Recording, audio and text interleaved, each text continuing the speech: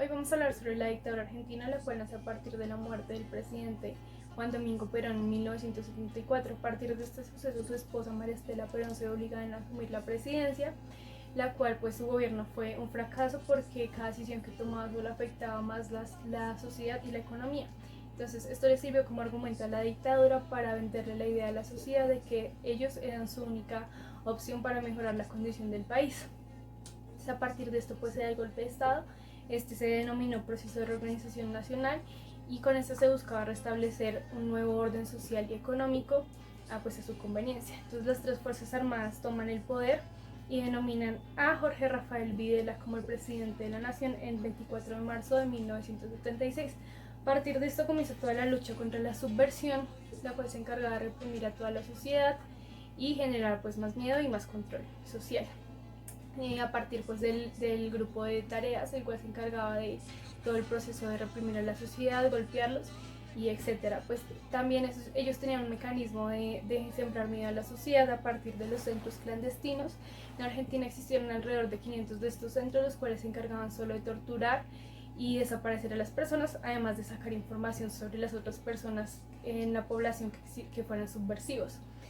A partir de esto pues también se presentaron casos de censura, las personas no podían salir a marchar ni hacer absolutamente nada que estuviera en contra de esto, quemaban libros y no podían tener acceso tampoco a información, solo en idiomas que no fueran el español.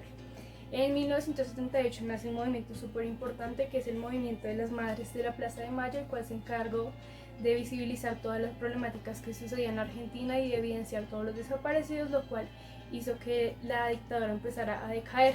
Entonces en 1981 pues Videla se ve obligado a renunciar debido a pues todas las problemáticas económicas que traía consigo esta dictadura. Entonces Roberto Videla toma la presidencia, pero pues no duró nada.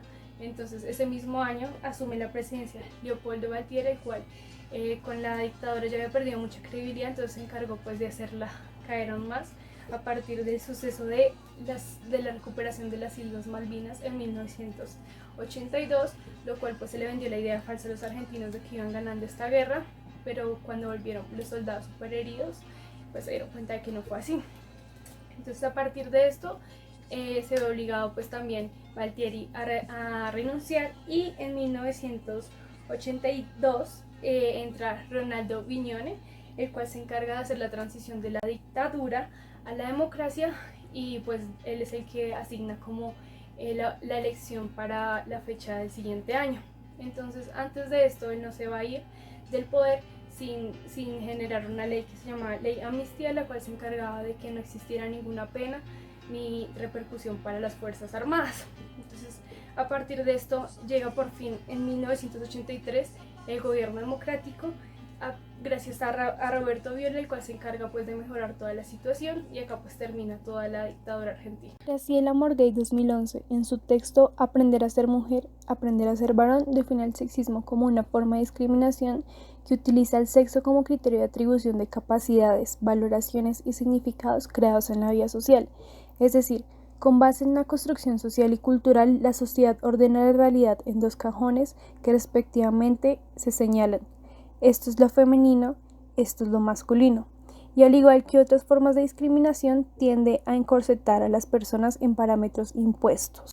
Mi caso particular es la situación laboral de la mujer en la dictadura argentina, específicamente en el gremio de las telecomunicaciones internacionales de la empresa Foetra, en el cual antes de la dictadura trabajaban solo hombres, pero con la imposición de esta comenzaron a oprimirlos. A partir de esto se inicia a reclutar mujeres para que trabajaran como operadoras.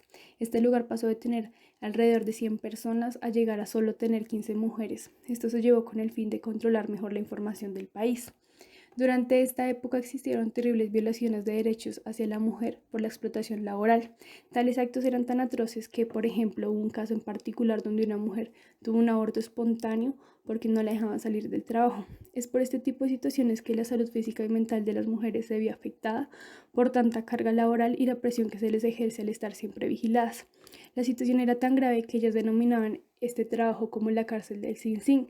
Esto conlleva que construyeran un movimiento actual llamado Agrupación Naranja Telefónica, en el cual es una comisión clandestina que tuvo el papel en la defensa de las compañeras y los derechos de la mujer. Este caso particularmente es de sexismo debido a que se hace una distinción según el sexo impuesta por la dictadura, en el cual las mujeres se vieron subvaloradas en base a una serie de prejuicios sexistas como por ejemplo, por ser mujeres eran más aptas para este trabajo ya que no tenían un mayor esfuerzo. Era más barato pagarles y explotarlas laboralmente. Por ejemplo, en una visita de Videla se obligó a que las mujeres debían vestir según el rol tradicional impuesto por las fuerzas militares hacia la mujer. Y considero que el argumento más importante detrás de esta situación, en donde se evidencia el sexismo, es debido a que se tiene la visión de que la mujer es mucho más vulnerable, por ende es mucho más fácil de adiestrar y controlar, gracias al miedo que se sembra diariamente en el ambiente laboral, donde si no se sometían eran amenazadas con multas o con que fueran dirigidas a los centros clandestinos de disciplinamiento. Esto era fundamental para la dictadura, dado que les convenía tener un personal obediente debido a que esta era la única empresa que tenía una constante comunicación con el exterior y más aún en el contexto para el Mundial 78. Voy a mencionar dos causas principales sobre este caso en particular. Primero, estas situaciones de daño físico y psicológico a la mujer durante la dictadura tiene como antecedentes sociales y culturales al machismo, el cual se encarga de dejar a las mujeres en un segundo plano. En este sentido, es muy importante tener en cuenta que la dictadura tiene como base esta estructura de género a partir de la concepción tradicional y machista como la de las Fuerzas Armadas.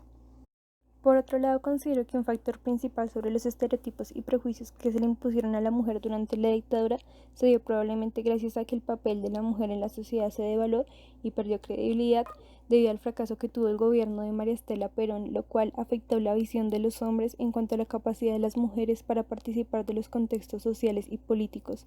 Además, esto le sirvió a la dictadura como argumento para restablecer y promover nuevamente estos estereotipos de rol tradicional que deberían tener las mujeres, es decir, que únicamente se encargarán del rol de la madre y esposa cuidadora, con el fin de que las mujeres comenzaran a ser excluidas de todo el contexto público, puesto que esto le garantizaba a la dictadura ese control sobre la sociedad que tanto anhelaban.